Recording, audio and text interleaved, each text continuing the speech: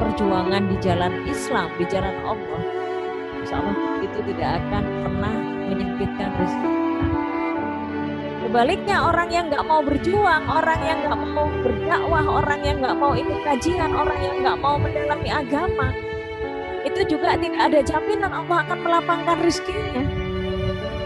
Justru yang ada fenomena yang banyak itu ya, semakin dia menimbulkan dakwah, semakin dia jauh dari agama, semakin dia itu melepaskan dari komunitas-komunitas kebaikan, katanya ya, komunitas pasti nanti akan Allah uji dengan hal yang lain.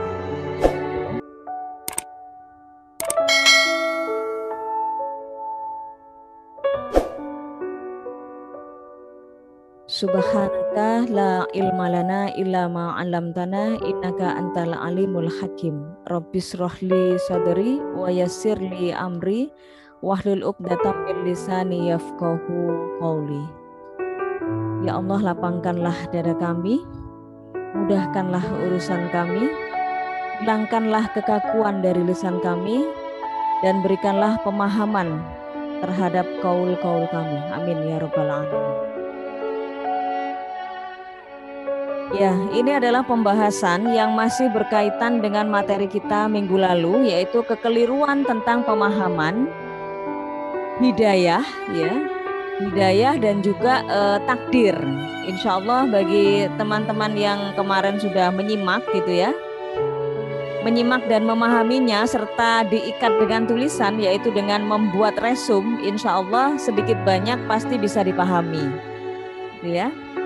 Suara saya kedengeran jelas? Tengah-tengah kaum muslimin itu banyak terjadi kesalahan pemahaman, termasuk mereka itu tidak mau berubah gitu ya, karena mereka menganggap saya belum dapat hidayah, mana mungkin saya berubah, Allah belum ngasih hidayah ke saya gitu ya. Jadi itu seolah-olah kemudian menyalahkan Allah, kenapa dia tidak bisa berubah menjadi baik, karena Allah belum ngasih hidayah ke dia, kan gitu intinya. Itu inti pembahasannya seperti itu. Tinggi atau rendah jabatan seseorang gitu ya, cantik atau tidak gitu ya, apakah ada hubungannya dengan itu semua? Kemudian apa yang harus kemudian kita lakukan terhadap rezeki yang Allah berikan itu agar berkah? Itu yang kemudian akan kita bahas ya. Banyak orang yang kemudian mereka itu bersusah payah ya, kemudian menghalalkan segala cara dalam rangka untuk apa? Mencari rizki, ya. Sampai kemudian yang kemarin juga saya sampaikan, kepala jadi kaki, kaki jadi kepala gitu kan ya, pulang malam perginya subuh gitu kan, keringat diperas, tulang dibanting ya, untuk apa? Berburu rizki ini. Semua dijabanin, semua dikerjakan gitu kan, termasuk menghalalkan segala cara. Bahkan kemudian untuk kewajiban-kewajiban agama, kewajiban-kewajiban yang diberikan oleh Allah itu tidak dilaksanakan gara-gara kenapa? Gara-gara khawatir rizkinya itu nanti bakalan hilang kalau dia tidak mengerahkan segala daya dan upayanya, termasuk menghalalkan segala cara, kan gitu. Nah, ini yang kemudian harus kita pahami agar tidak salah kaprah. Nah, sebelum membahas tentang itu, ada beberapa istilah penting di dalam memahami rizki atau rezeki. Nah, ada istilah al-asbab dan al-hal. Ya, atau kalau untuk lebih memudahkan nggak usah dikasih al. Ada asbab, ada hal. Asbab itu adalah sebab datangnya rizki. Hal itu adalah keadaan yang membuat rizki itu kemudian bisa kita dapatkan. Dari mana datangnya rizki? Bahwa rizki itu berasal dari Allah semata. Ar-rizku biyadillah wahdah. Ya, jadi rizki atau rezeki itu berasal dari Allah semata. Allah yang memberikan rizki kepada kita. Ya. Nah, mana dalilnya? Ini dalil-dalilnya. Yang pertama dalam surat Hud ayat 6. Dan tidak satu pun binatang yang ada di muka bumi ini kecuali rizkinya telah ditetapkan oleh Allah. Jadi tidak ada satupun makhluk yang Allah ciptakan ya, dari yang paling besar hingga yang paling kecil ya, seperti semut ya, kemudian Drosophila melanogaster ya. Drosophila melanogaster itu lalat buah, kan kecil dia. Lalat, nyamuk, semut, serangga, binatang melata, cicak, serangga, burung gitu ya. Semuanya. Sampai yang tidak tampak oleh mata kita, bakteri, virus ya, semuanya itu dipenuhi kebutuhannya sama Allah. Jadi telah ditetapkan oleh Allah. Makanya seperti burung-burung yang dia itu pergi dalam keadaan perut lapar, dia pergi terbang untuk mencari rizki Allah gitu ya. Kemudian sore hari dia kembali ke tempatnya dalam keadaan perutnya sudah kenyang. Gitu ya. Jadi ketika makhluk Allah itu bergantung total kepada Allah, maka akan dipenuhi rizkinya sama Allah. Jadi mereka tidak pernah khawatir sedikit pun akan rizki. Karena mereka yakin pasti Allah itu akan penuhi. Kemudian yang kedua, dan berikanlah kepada mereka harta dari Allah yang telah Dia berikan kepada kalian. Ya. Jadi harta itu dari Allah semuanya, rizki minallah. Kemudian yang ketiga, dan janganlah kamu membunuh anak-anakmu karena takut miskin. Kamilah yang memberikan rizki kepada mereka juga kepada kamu. Al-Isra ayat 31. Ya. Jadi kalau kemudian banyak ya sering kita mendengar gitu kan ya, sudah KB gitu kan ya, memakai alat kontrasepsi, pasangan suami istri, ternyata gitu ya masih hamil juga. Nah yakinlah bahwa itu adalah rizki dari Allah, dan jangan ada sedikit kekhawatiran untuk takut miskin. Akhirnya apa? Dalam kondisi seperti sekarang ya, wabah, pekerjaan sulit gitu kan, kerja suami serabutan misalnya. Akhirnya apa? Ketika istrinya hamil ya, maka yang ada bukan bersyukur gitu ya, tapi apa yang ada? Kekhawatiran, yang ada ketakutan, yang ada kecemasan. Waduh, ini hamil lagi, gimana nanti ini? Gitu ya, khawatir gitu. Kenapa? Ya kembali ya, kekhawatiran itu karena kurangnya ilmu, karena kurangnya ketakwaan, kurangnya tawakal kita kepada Allah. Kurang ilmu, akhirnya takut miskin. Karena takut miskin, takut nggak bisa ngasih makan anaknya, nggak bisa nyekolahin dan segala macamnya. Akhirnya ya gimana caranya ini biar nggak jadi hamil kan gitu. Nah ini Allah menyatakan di dalam Al-Quran. Jadi kalau misalnya kita itu yakin 100% bahwa Al-Quran itu pasti benar, maka seharusnya kita sebagai seorang muslim tidak perlu khawatir. Kenapa? Karena tadi itu ar-rizqu biyadillah. Rizki itu ada di tangan Allah wahdah saja semata. Ya. Jadi rizki yang mengatur, rezeki yang mengatur adalah Allah, bukan kita tapi Allah. Kemudian yang keempat, dan Allah adalah sang pemberi rizki yang baik. Allah Ar-Razzaq, Allah Al-Wahhab, maha pemberi. Allah Al-Ghani, Allah maha kaya. Jadi jangan sedikit pun ada kekhawatiran. Kenapa? Karena ar-rizqu biyadillah, rizki itu ada di tangan Allah. Ya, yadillah itu tangan Allah, berada di tangan Allah. Jadi yang tadi itu ya, sebab datangnya rizki hanyalah pemberian Allah. Jadi sebab-sebab datangnya rizki itu ya Allah yang memberi. Itulah yang disebut dengan al-asbab atau sebab. Kemudian ikhtiar kita untuk mendapatkan rizki itu disebut dengan hal atau keadaan. Jadi kita kerja gitu kan ya, kita berikhtiar, kita berusaha untuk menjemput rizki, itu namanya hal atau keadaan. Kalau sebab datangnya rizki itu hanyalah pemberian Allah. Burung dia terbang itu adalah bagian dari ikhtiar dia untuk mendapatkan rizki dari Allah.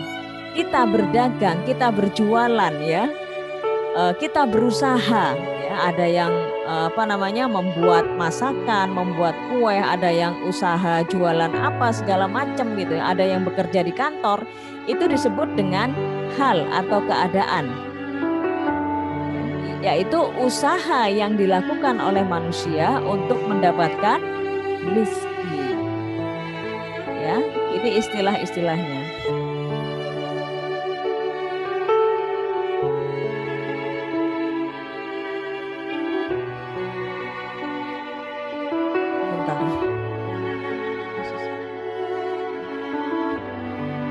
Bentar.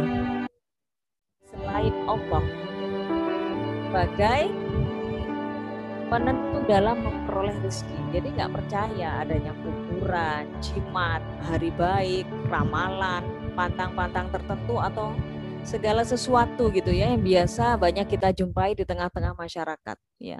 Misalnya ya mereka ketika bareng-bareng ngumpulin duit agar bisa berangkat untuk ziarah ke makam para wali misalnya. Kalau misalnya ziarah adalah untuk mengambil hikmah atau pelajaran ya, atau ibroh misalnya ya, merenungi bahwa perjalanan bukan perjalanan karir ya, perjalanan hidup para wali itu mereka mengabdikan hidupnya untuk mensyiarkan agama Islam sehingga kemudian melecut diri kita, memotivasi diri kita ya agar bisa juga mengikuti jejak mereka, itu tidak apa-apa. Tapi seperti yang kita jumpai di masyarakat, biasanya mereka itu pergi ke sana gitu adalah untuk apa? Untuk ngalah berkah gitu kan ya. Untuk apa ya? Mereka itu misalnya punya usaha jualan supaya mereka itu laris dagangannya kan gitu ya.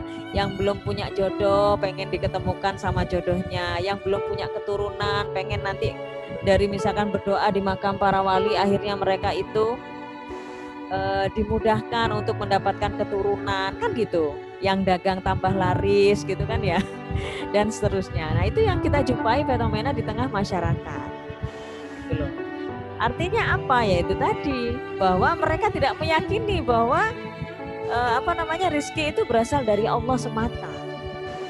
Ya, kemudian misalkan mereka pergi ke orang pinter ya dalam tanda kutip, pergi ke kiai nyabis gitu ya, supaya apa ya, supaya urusan-urusan hidupnya itu dipermudah gitu loh. Nah bagi orang yang meyakini bahwa rezeki itu semata-mata datangnya dari Allah, semata-mata itu pemberian dari Allah saja, tidak ada yang lainnya, maka dia akan pantang melakukan hal-hal yang seperti ini gitu loh. Tidak meyakini hal-hal yang seperti ini gitu. Misalnya kita mau buka usaha, yang paling sering kan yang bisa kita contohkan kan yang seperti itu. Aku mau buka usaha atau misalkan mau menikahkan anaknya, mau penghitan anak laki-lakinya atau segala sesuatu, mau tasyakuran ya segala macam. Kadang-kadang kalau orang-orang tua karena memang minimnya ya pemahaman mereka dan mereka masih percaya dengan yang namanya khurafat gitu ya. Khurafat itu adalah cerita-cerita bohong gitu ya. Cerita-cerita bohong, akhirnya apa? Tak golek dino gitu kan ya. Sebentar saya mau tanya ke orang pinter, ini hari yang baik itu kira-kira kapan? Biar nanti kalau buka usaha, usahanya lancar, rame, sukses, berjaya.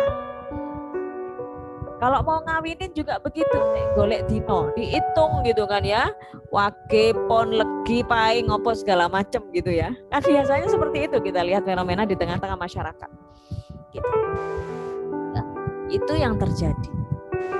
Kemudian hikmah kalau kita meyakini 100% berasal dari Allah. Yang kedua ini terdorong bekerja keras dan selalu bertawakal kepada Allah. Bertawakal dalam mencari rezeki artinya giat berusaha dan tetap setia di jalan yang halal saja. Karena yakin cara halal tidak mengurangi rezeki dan cara haram tidak menambah rezeki. Jangan dibolak-balik ya. Kan banyak tuh slogan di tengah-tengah masyarakat. Apa yang mereka bilang? Zaman saiki gitu ya, zaman sekarang cari yang haram aja susah, apalagi yang halal kan gitu. Itu ketika tidak memahami bagaimana fenomena atau bagaimana pemahaman tentang rezeki ini. Akhirnya menghalalkan segala cara. Zaman sekarang kalau nggak kredit kapan punyanya gitu kan ya. Itu padahal apa? Mengambil jalan yang haram itu tidak akan menambah rizki, dan mengambil jalan yang halal itu tidak akan mengurangi rizki. Itu harus punya keyakinan. Sekali lagi, yang namanya bertawakal kepada Allah berarti kita itu mewakilkan urusan kita kepada Allah, menyerahkan kekhawatiran kita kepada Allah, gitu loh. Memasrahkan segala ketakutan kita kepada Allah. Jadi yang pernah ngikutin yang lalu-lalu saya sudah menjelaskan bagaimana gambaran orang yang bertawakal. Mewakilkan urusan kita hanya kepada Allah. Kita yakin bahwa Allah itu maha profesional. Allah itu maha bisa menyelesaikan, mengcover seluruh permasalahan hidup kita, termasuk tentang rezeki. Ya. Kemudian apa lagi hikmahnya kalau kita meyakini bahwa rezeki itu hanya berasal dari Allah semata? Takut dan tidak doyan terhadap rezeki yang haram, karena pasti tidak membawa berkah. Kemudian apalagi? Bersyukur. Kalau kita yakin bahwa rezeki itu hanya berasal dari Allah, kita itu akan senantiasa bersyukur, rendah hati, dan tidak sombong ketika mendapatkan rezeki. Kita bersabar ketika sulit mendapatkan rezeki. Karena sebagian dari ujian Allah untuk orang beriman adalah dilapangkan atau disempitkan rezekinya. Dan juga tidak gampang iri melihat rezeki orang lain. Jadi nggak punya penyakit SOS. Apa itu? Tenang melihat orang susah, susah melihat orang senang. Iri, dengki, hasad. Gitu. Jadi kalau ngelihat orang itu sepertinya lebih laki, lebih beruntung gitu ya, lebih kaya gitu ya, kita itu iri. Kita iri dan kemudian gampang panas. Lihat tetangganya misalnya beli mobil baru, wah langsung kepanasan gitu. Hatinya itu bergemuruh gitu loh. Bergemuruh kenapa? Karena dia tidak mampu gitu, karena dia tidak memiliki yang seperti itu. Melihat temannya misalnya banyak teman gitu kan, di mana-mana ada ya, segala sesuatunya urusannya jadi mudah misalnya, iri dia. Kenapa? Karena dia tidak mengalami, dia tidak mempunyai kemudahan-kemudahan seperti yang dia lihat pada orang lain. Kenapa itu bisa terjadi? Ya karena kotoran-kotoran jiwa, termasuk karena kurang ilmunya, termasuk dia tidak memahami bahwa rezeki itu dari Allah. Allah lah yang maha melapangkan dan maha menyempitkan rezeki kita. Jadi jangan gampang iri. Dan itu bagian dari ujian. Jangan dikira orang yang dilapangkan rezekinya sama Allah itu berarti wah dia diberikan ini nih karunia yang luar biasa. Dia nggak diuji tuh, hidupnya lancar-lancar aja. Padahal dia tukang maksiat misalnya begitu ya. Padahal dia nggak sholat, padahal dia nggak ngaji, nggak ikut kajian, dia nggak dakwah. Dia sering meninggalkan kewajiban, tetapi kenapa kok Allah berikan kelapangan? Jangan salah. Itu adalah ujian. Kalau bagi orang-orang yang bermaksiat diberikan yang seperti itu namanya istidraj. Apa itu istidraj? Senangan yang disegerakan, tapi nanti akan Allah adab gitu ya di akhirat. Jadi istilahnya kalau main layang-layang gitu ya, itu benangnya diulur kalau kata orang Jawa gitu ya. Diulur nanti suatu saat akan ditarik gitu. Begitu ditarik maka dia udah habis.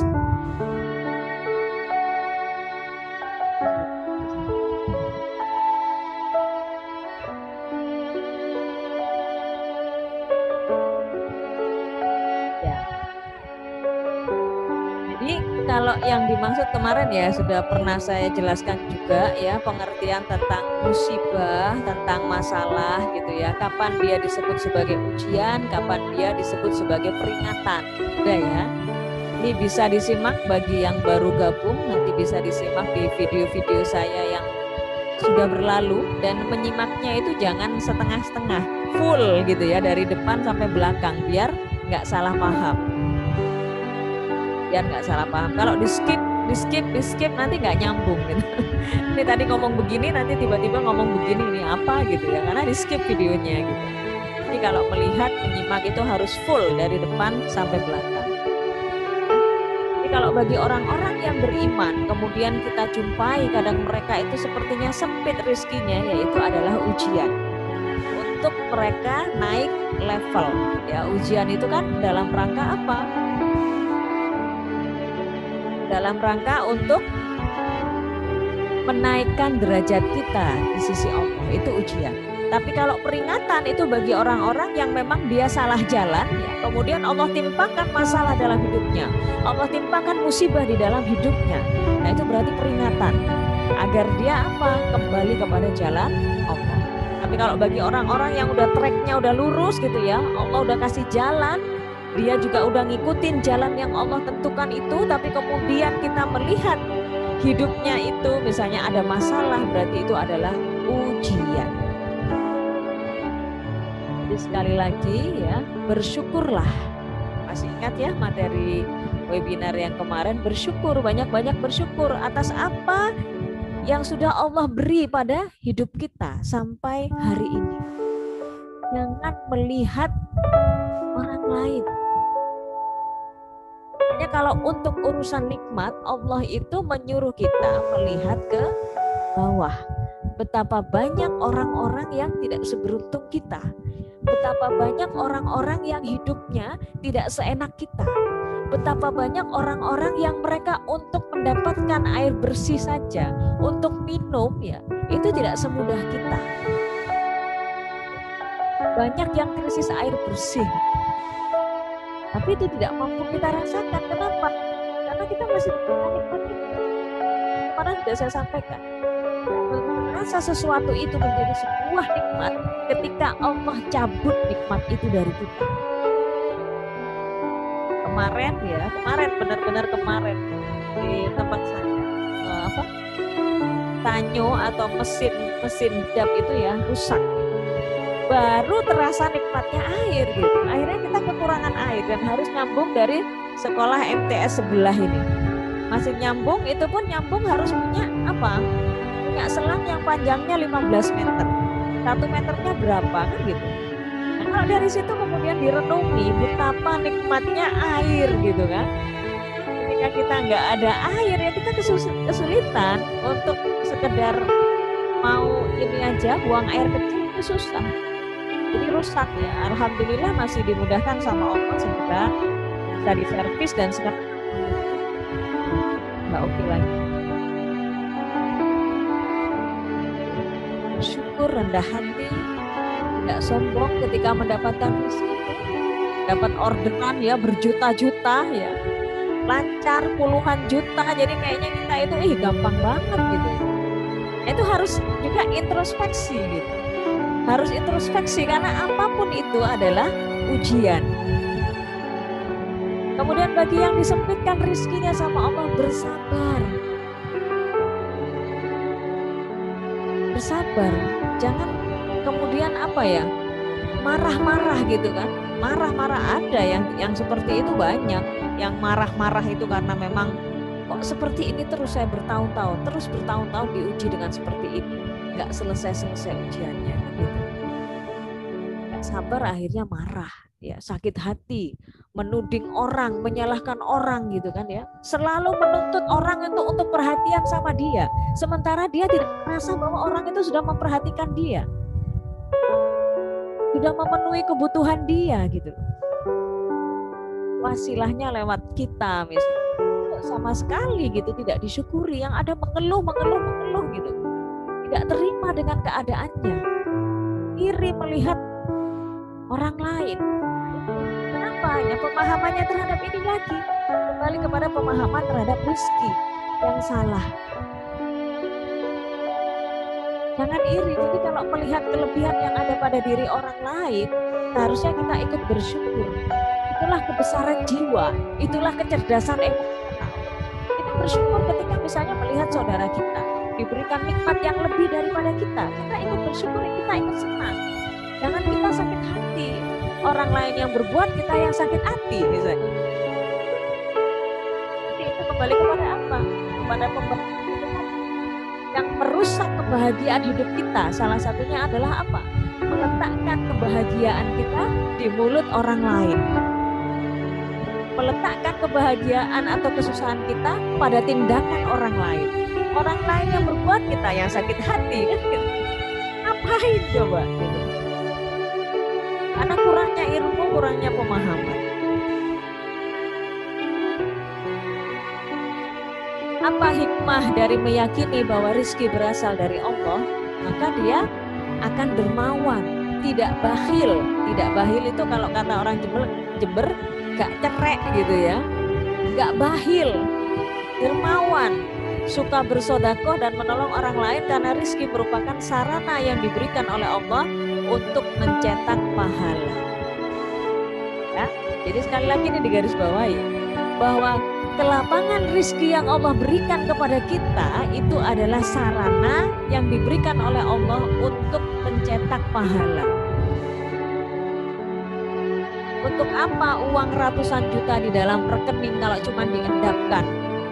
Ya, makanya Islam itu di dalam sistem ekonomi Islam ya, salah satu yang harus dihindari adalah menimbun harta. Menabung tapi nggak ada tujuan, cuman dikumpul-kumpulin gitu ya. Maka itu kan ada ayatnya di dalam Al-Quran ya. Surat apa ya itu ya? Yang dia itu cuma menghitung-hitung hartanya, terus setiap hari menghitung-hitung hartanya, takut kurang, takut habis gitu. Jadi menimbun atau menabung yang tidak ada tujuannya itu di dalam Islam dilarang. Itu namanya kanzul mal, numpuk harta. Jadi nabung aja dikumpul-kumpulin tapi nggak ada tujuannya. Tapi kalau kita ngumpulin duit ada tujuannya, misalnya mengumpulkan uang untuk apa? Bangun rumah, boleh. Ngumpulin uang untuk menikah misalnya bagi yang masih belum menikah. Bekerja dikit-dikit dikumpul, ditabung untuk apa? Ada tujuannya, untuk biaya menikah misalnya. Ngumpulin duit untuk apa? Biaya pendidikan misalnya, bayar sekolah, nggak apa-apa. Tapi kalau kanzul mal ya, menumpuk harta tanpa ada tujuannya, masukin rekening tapi nggak ada tujuannya. Rumah sudah ada, mobil sudah ada, segala macam udah ada, itu nggak boleh di dalam Islam. Jadi di dalam Islam itu harta itu di kalangan kaum muslimin harus berputar. Hanya kalau kemudian ada yang ini lagi di dalam Islam ya, misalnya kita punya tanah. Nah, tanah itu kalau di dalam Islam ya, kalau tidak dikelola selama lebih dari 3 tahun, maka tanah itu bisa menjadi hak milik dari orang lain yang mau mengolah tanah itu. Kalau sekarang kan enggak, malah dikasih plang gitu ya, tanah ini milik siapa gitu kan ya, enggak diolah bertahun-tahun kita punya. Kalau dalam Islam enggak seperti itu. Jadi kalau ada saudaranya yang dia enggak punya pekerjaan atau apa, suruh kelola itu tanahnya untuk diambil manfaatnya, enggak apa-apa. Itu jadi ladang pahala yang besar. Ya, ada saudaranya ya nggak punya modal, nah itu misalkan pinjemin, nah itu nggak apa-apa, asalkan memang di sini ada komitmen ya di antara saudara sama muslim. Nah, sekarang memang zamannya zaman rusak, zamannya zaman kapitalis gitu ya. Kita kadang-kadang mau pinjemin orang, kita melihat track record atau jejak rekam dari orang itu, wah ini biasanya kalau minjem duit nggak bakalan dibalikin ini orangnya emang suka begini nih. Nah itu kan seperti itu. Sekarang kan banyak sekali dari kaum muslimin yang dia itu sebutannya muslim, tapi dalamnya itu ya, dalamnya itu sebenarnya dia nggak mengambil Islam ya, tingkah lakunya, perbuatannya ya itu nggak ngambil Islam. Akhirnya apa ya, kita jumpai banyak dari orang Islam itu tapi dia yang tidak amanah, tidak jujur ya, suka hianat. Kalau diberikan kepercayaan berkhianat, dikasih pinjaman nggak balikin gitu kan ya. Itu kan memang ya fenomena masyarakat kapitalis di mana memang Islam sekarang tidak diterapkan di tengah-tengah kehidupan kita. Gitu loh. Islam tidak lagi menjadi aturan kehidupan. Islam hanya diambil dari sebagian-sebagian sekuler. Sekuler udah pernah kita bahas ya, memisahkan antara kehidupan dengan aturan agama. Kan itu yang terjadi.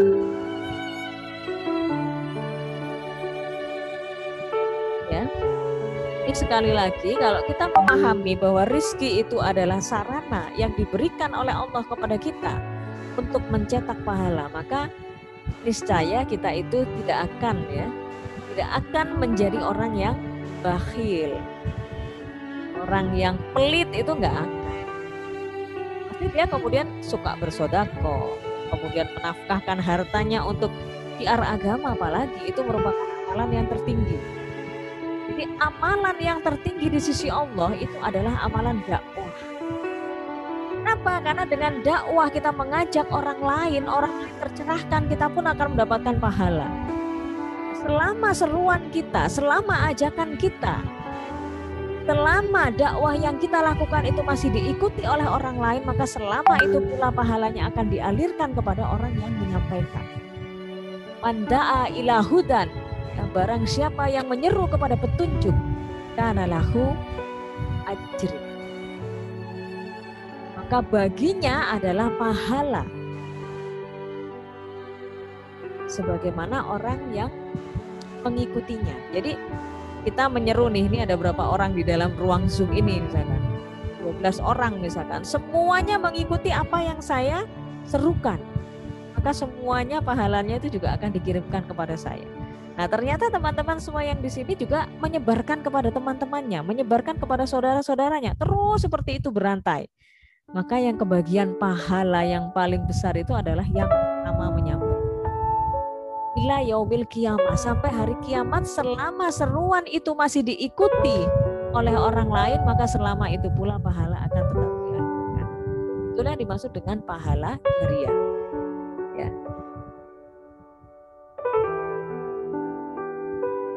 Jidan.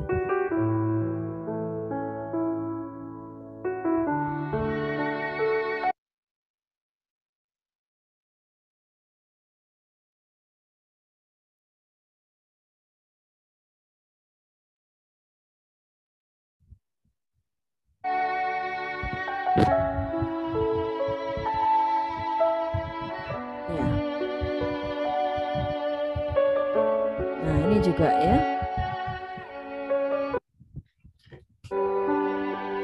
Salah satu hikmah kita meyakini bahwa rizki itu berasal dari Allah, maka kita tidak akan takut berjuang. Ya. Tidak akan takut berjuang di jalan Allah karena khawatir akan mengurangi rizki. Ya itu tadi. Nggak takut miskin gitu ya, nggak takut rizkinya berkurang gara-gara ikut kajian, gara-gara diinfakkan duitnya untuk syiar Islam ya, gara-gara kita menolong agama Allah gitu, nggak akan mengurangi rizki kita. Kenapa? Karena kita meyakini yang melapangkan rizki, yang menyempitkan rizki itu hanyalah Allah semata, bukan karena sebab lain, termasuk kita berjuang di jalan Allah, kita syiar gitu ya, kita terus gitu kan ya, mempersembahkan hidup kita adalah untuk perjuangan di jalan Islam, di jalan Allah. Insya Allah itu tidak akan pernah menyempitkan rezeki. Sebaliknya orang yang nggak mau berjuang, orang yang nggak mau berdakwah, orang yang nggak mau ikut kajian, orang yang nggak mau mendalami agama, itu juga tidak ada jaminan Allah akan melapangkan rezekinya. Justru yang ada fenomena yang banyak itu ya, semakin dia meninggalkan dakwah, semakin dia jauh dari agama, semakin dia itu melepaskan dari komunitas-komunitas kebaikan, misalnya ya, komunitas pasti nanti akan Allah uji dengan hal yang lain. Jadi jangan tertipu ya oleh akal-akalan hawa nafsu kita, oleh bisikan-bisikan hawa nafsu kita yang dipercantik, diperindah oleh bisikan setan, kan gitu ya.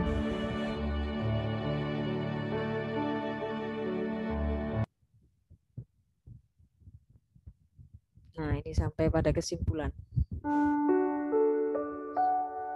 Kenapa layarnya jadi ada coretan warna merah ini?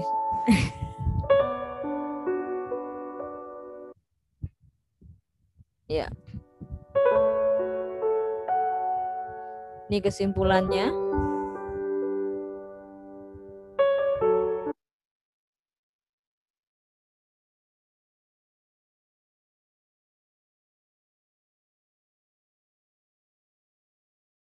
Kemudian berusaha yang halal. Nanti yang ditanya sama Allah cara perolehannya itu. Kenapa kamu memilih itu? Pilih cara itu. Dan apa lagi kesimpulannya? Tingkatkan kualitas sumber daya manusia. Kita melejitkan potensi kita. Jalin jaringan kerja antar sesama muslim. Ya, jadi misalnya kita sesama teman nih, sesama saudara, makanya kan kita tidak hanya sekedar berkumpul di satu grup tanpa kemudian saling mengenal satu sama yang lain ya, karena mungkin bisa jadi ya Allah hadirkan teman-teman baru dalam kehidupan kita ya, ada sahabat-sahabat baru, kita berhimpun di dalam grup yang sama ya, jalin ya, kita buat network gitu, kita buat jaringan, siapa tahu kita bisa saling memudahkan. Misalnya ada yang punya usaha apa ya, saling membeli misalnya, itu kan juga sebuah kebaikan, saling membeli, saling membantu ya, menawari dengan kemudahan-kemudahan dan seterusnya. Itu bermuamalah. Itu cara kita untuk ta'awun 'alal birri wat taqwa, saling bantu membantu di dalam kebaikan dan ketakwaan. Itu anjuran ya. Anjuran Islam itu begitu. Khairun nas anfa'ahum linnas. Sebaik-baik manusia adalah yang paling banyak manfaatnya bagi manusia yang lain, bagi orang lain. Ya. Jangan bakhil, jangan cerek kalau kata orang Jember ya, jangan pelit gitu ya. Bantulah saudara-saudara kita. Yang dibantu juga harus tahu diri. Ya, jangan kemudian memanfaatkan keadaan. Jangan memanfaatkan ya. Jadi landasannya jangan azas manfaat, Allah aji mumpung nih saya dapat teman-teman baru, siapa tahu ini bisa dipinjemin duit misalnya kayak gitu ya. Aji mumpung, nah jangan sampai. Jauh dari akhlak dan adab Islam itu. Jangan berteman karena azas manfaat. Karena kalau landasan kita berteman itu karena azas manfaat, kita melihat ada manfaat yang akan kita dapatkan ini dari teman yang ini, dari teman yang ini, maka yakinlah suatu saat pasti pertemanan itu akan rusak ya, dirusak oleh muamalah yang kemudian tidak amanah, pasti itu. Maka bertemanlah karena Allah gitu. Benci kita, kemudian cinta kita kepada saudara-saudara kita itu adalah karena Allah, bukan azas manfaat. Sekali lagi, ini kita sama-sama meluruskan niat, kita berhimpun bersama di sini, kita ada di dalam beberapa grup yang sama ya, kita luruskan niat bahwa kita adalah saling apa? Ta'awun 'alal birri wat taqwa. Kita saling berlomba-lomba di dalam kebaikan dan ketakwaan. Kita saling tolong-menolong di dalam kebaikan dan ketakwaan. Jangan cari manfaat, sekali lagi. Kalau ada terbersit niat itu dalam hati, bersihkan, hilangkan, ya, lepaskan. Jangan dipelihara seperti itu. Jadi sekali lagi, kalau kita sering mengatakan ana uhibbuki fillah, saya mencintaimu karena Allah gitu ya. Berarti cinta kita kepadanya ya karena Allah ridho. Ya, bencinya kita juga karena Allah. Saya benci sama orang itu, kenapa? Karena dia suka melanggar hukum syara. Udah dikasih tahu ya, sudah diberikan pemahaman, sudah diberikan teori-teori segala macam dalam kajian, tetap aja dia masih begitu, tetap aja dia itu masih ngutang riba misalnya, tetap aja dia itu nggak bisa berubah misalnya. Naudzubillahi min zalik. Kalau nasihat-nasihat kebaikan itu tidak berpengaruh kepada perubahan seseorang menuju keadaan yang lebih baik, maka ketahuilah bahwa hatinya itu kosong. Raganya hadir dalam kajian, pikirannya kemana-mana, hatinya tidak terkoneksi dengan Allah. Akhirnya nasihat itu cuma masuk telinga kanan, keluar telinga kiri. Jangankan ngendap di sini, berhenti sejenak di sini, enggak. Masuk langsung keluar, masuk langsung keluar. Alhamdulillah min zalik. Semoga kita dijauhkan dari sifat-sifat yang seperti itu, dan semoga kita dijauhkan dari orang-orang yang hanya cuma cari manfaat berkawan dengan kita, berteman dengan kita. A'udzubillah. A'udzubillahi min dzalik. Ya, jadi sekali lagi memang harus ada ya, kalau dalam pelajaran bahasa Indonesia itu resiprok istilahnya, saling gitu ya, saling bantu. Yang ini bantu karena memang ini perlu, yang dibantu juga harus tahu diri, amanahlah gitu dengan bantuan itu, jangan memanfaatkan seperti itu, jangan sampai begitu. Nah, kita juga harus punya perasaan saling berhusnudon, bukan suudon, husnudon, berbaik sangka. Mas, saya tahu, saya yakin bantuan saya ini mudah-mudahan jadi kemudahan, jadi wasilah kebaikan. Semoga bisa meringankan beban gitu, bisa meringankan beban, bisa membuat orang itu bisa keluar dari persoalan gitu. Yakin seperti itu. Yang dibantu juga harus seperti itu. Jadi ini bahasanya tentang rezeki. Harus istilahnya ya tadi itu, membangun jaringan kerja antar sama muslim, mempromosikan dagangan teman kita, itu juga pahala loh, membuat orang senang. Kata Rasulullah Shallallahu Alaihi Wasallam, la yu'minu ahadukum hatta yuhibba li akhihi ma yuhibbu li nafsihi. Tidaklah beriman salah seorang dari kalian hingga dia mencintai saudaranya seperti dia mencintai dirinya sendiri. Luar biasa kalau akhlak Islam itu diterapkan gitu. Jadi Rasulullah sampai mengatakan begitu. Kita itu tidak dikatakan sebagai orang yang beriman sampai kita mencintai saudara sesama muslim kita itu seperti kita mencintai diri kita sendiri. Kalau sekarang kan enggak, kita melihat. Nah itulah. Jadi berhimpunnya kita di dalam sebuah grup, di dalam sebuah komunitas kebaikan, komunitas kajian seperti ini, ya. Nah, harapannya seperti itu.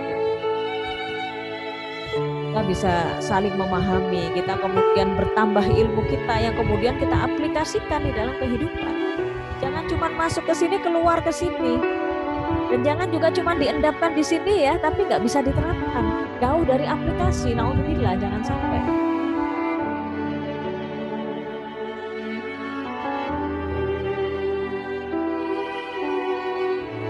Yang tadi ya, kesimpulannya, bersyukurlah dan rendah hatilah untuk yang berkelimpahan. Allah izinkan kita untuk berkelimpahan. Sekali lagi, segala fasilitas kehidupan yang Allah titipkan kepada kita, harta, uang gitu ya, kemudahan-kemudahan, keluarga, kenikmatan-kenikmatan hidup, adalah titipan dan pemberian. Nanti akan ditanya sama yang nitip itu. Siapa yang nitip? Allah akan bertanya. Pun sebaliknya bagi yang berkekurangan, yang Allah sempitkan rizkinya, bersabarlah senantiasa, minta tolong sama Allah gitu kan ya. Semoga Allah gerakkan misalnya ya, gerakkan hati dari teman-teman kita untuk membantu, dan itu pun tidak akan mungkin bantuan itu turun kalau kita kemudian cuma diem aja, gak mau ikhtiar kan gitu ya. Jadi ikhtiar itu adalah al-hal atau keadaan ya, menuju datangnya rizki Allah. Kalau al-asbabnya itu adalah minallah, sebabnya itu semata-mata datang dari Allah. Kalau al-halnya karena ikhtiar kita, karena usaha kita, karena kerja kita. Itu ya, rezeki adalah bagian dari ujian Allah buat kaum muslimin. Apalagi kesimpulannya ini, manfaatkan rezeki hanya di jalan yang benar, tinggalkan yang haram. Sekali lagi bahwa Allah memberikan kita kelimpahan rezeki adalah sebagai sarana untuk menjaring pahala, itu yang benar ya. Segala fasilitas yang kita miliki kemarin ya di materi webinar, apapun profesi kita ya, harus digunakan untuk apa? Meluaskan agama Allah. Harta kita, ilmu kita, kesehatan kita, kecerdasan otak kita ya, yang Allah titipkan kepada kita, itu harus digunakan untuk apa? Meluaskan agama Allah. Meluaskan agama Allah. Manfaatkan. Jangan bahir. Bagi yang berkekurangan, jangan iri kepada yang diberikan kelebihan. Yang diberikan kelebihan jangan punya rasa sombong, ya, karena itu hanya titipan dan ujian. Rajin berdoa dan bertawakallah dengan Tuhan. Bertawakal itu bukan berarti pasrah tanpa usaha. Ya. Bertawakal itu bukan berarti diem aja. Katanya rezeki dari Allah. Saya kerja nggak kerja ya kalau rezekinya nanti bakalan datang, nggak gitu juga. Jadi kita harus take action tadi itu ya. Itu juga dengan hidayah tadi ini kan, makanya kan saya bilang ini pemahamannya, materinya masih nyambung dengan materi yang sebelumnya. Jadi jangan dilupakan itu ada dua lingkaran. Makna hidayah itu seperti apa? Hidayah yang harus kita cari itu hidayah yang mana? Hidayah yang sudah Allah turunkan itu hidayah yang apa? Itu harus paham. Di mana letak takdir, qada itu di mana? Di mana letak wilayah pilihan itu harus tahu. Jangan dilepaskan dari pemahaman yang kemarin karena ini masih satu rangkaian. Ini kemudian saya harus memberikan kan masalah rizki ini. Jadi biar kita itu kalau diberikan kelimpahan, berkelimpahan rizki tidak sombong, kalau diberikan kekurangan ya jangan mengeluh, ya bersabar. Dengan tetap berusaha, dengan tetap bertawakal, dengan tetap berdoa kepada Allah.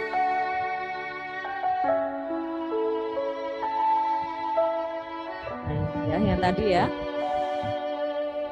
Asbab itu sebab ya, yang pasti menimbulkan musabab atau akibat. Asbab itu bahasa gampangnya kita biasa ngomong itu sebab. Musabab itu bahasa gampangnya akibat. Jadi ada sebab pasti ada akibat. Tidak akan ada asap kalau tidak ada api kan gitu. Jadi api itu sebabnya, asap itu akibatnya. Istilahnya begitu. Kemudian al-hal tadi itu keadaan saat terjadinya akibat, keadaan. Jadi ikhtiar kita dengan bekerja, kemudian menghubungi teman kita misalnya ya, kita mau pinjam uang, itu kan al-hal atau keadaan. Jadi kalau sebab datangnya rizki itu dari mana? Dari Allah semata. Sebab tadi itu dari Allah semata. Nah ini juga berhubungan nanti dengan ajal. Pemahaman tentang ajal atau kematian. Jadi orang mati itu sebabnya kenapa? Sebabnya karena datangnya ajal. Ajal itu apa? Waktu yang telah ditentukan. Ila ajalin musamma. Sampai waktu yang telah ditentukan. Kematian ini menjadi akibat. Karena ajalnya sudah datang, maka akibatnya dia mati gitu loh. Sedangkan al-halnya apa? Al-halnya ini keadaan dia menuju kematian itu apakah karena sakit, ataukah karena kecelakaan gitu ya, ataukah karena dibunuh, dirampok misalnya, diracun sama orang, nah itu al-hal. Dipahami ya? Jadi kalau ada orang meninggal, kenapa dia meninggal? Karena ajalnya sudah datang, maka ajal itu dikatakan sebagai sebab atau al-asbab. Kemudian dia meninggal itu apa? Musabab, akibat karena datangnya ajal maka dia mati. Kemudian halnya apa? Keadaan apa yang menghantarkan dia kepada kematian? Apakah karena sakit? Apa karena jatuh? Apa enggak ngapa-ngapain tiba-tiba tidur kemudian mati? Nah, itu al-hal. Ya, untuk mendudukkan posisinya. Sebab, akibat, keadaan. Jadi satu-satunya sebab kematian itu karena datangnya ajal. Waktunya sudah selesai, the end gitu. Selesai, ajalnya nyampe, waktunya sudah datang, sehingga dia mati. Keadaannya bagaimana halnya yang menghantarkan dia pada kematian? Itu keadaan al-hal namanya. Allah yuhyi wa yumit. Allah itu maha menghidupkan dan maha mematikan. Yuhyi wa yumit.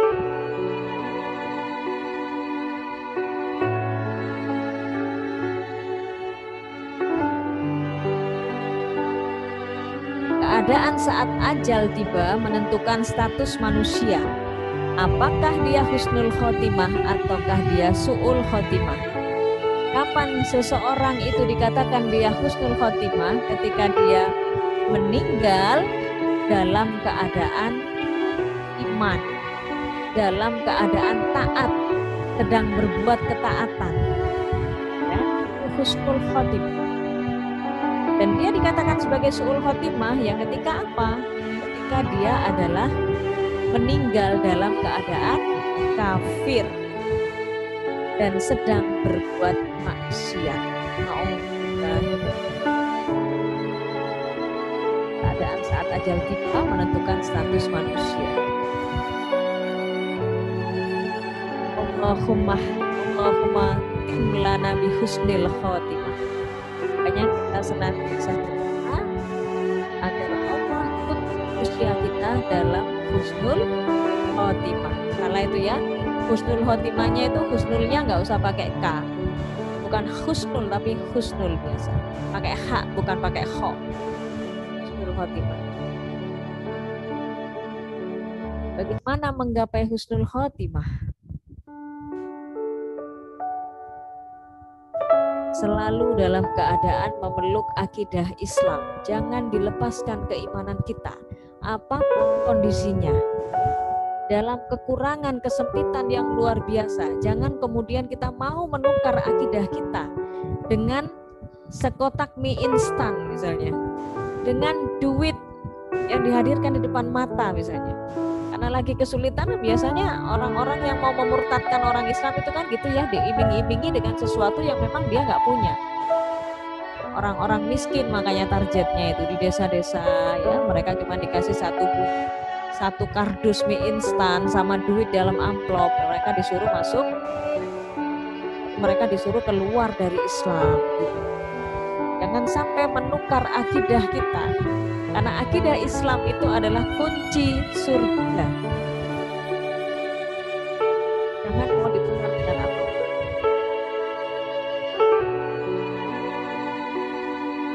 Bagaimana caranya kita menggapai husnul khotimah berikutnya? Selalu dalam keadaan taat. Seseorang itu, seorang hamba akan dimatikan oleh Allah sesuai dengan kebiasaan yang dia lakukan. Jadi kalau kebiasaannya judi, maka kemungkinan besar dia akan mati dalam keadaan berjudi. Karena dominannya dia setiap harinya yang dilakukan apa? Itulah gambaran nanti ajal akan tiba ya ketika dia lagi begitu.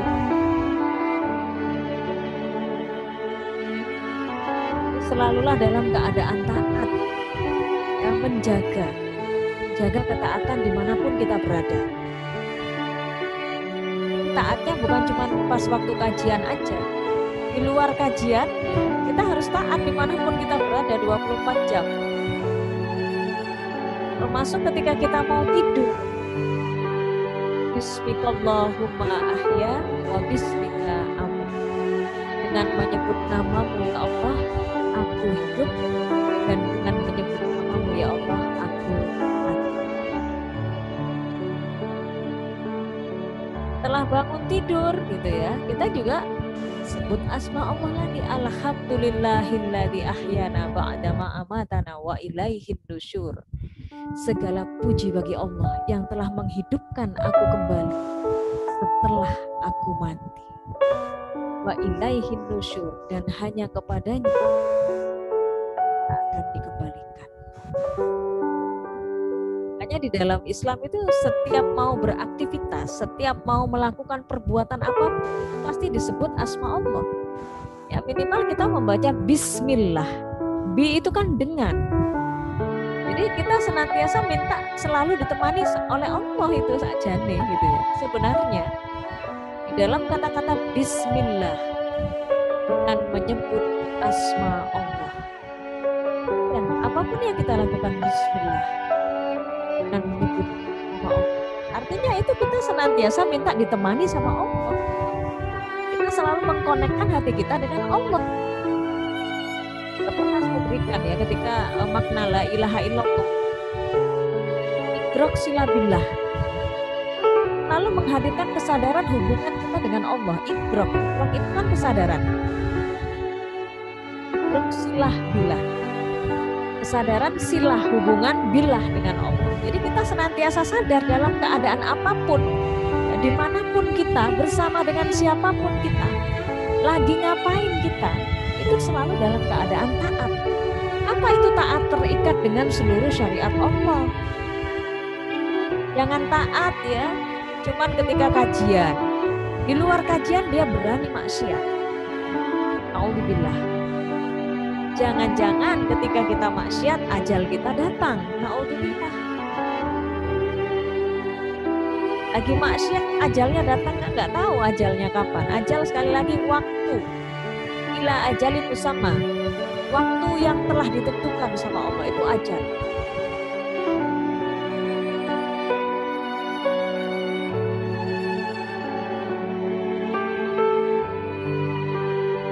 Menghindari maksiat, menjauhkan diri dari hal-hal yang membahayakan. Tidak membahayakan ya nanti ujung-ujungnya maksiat itu.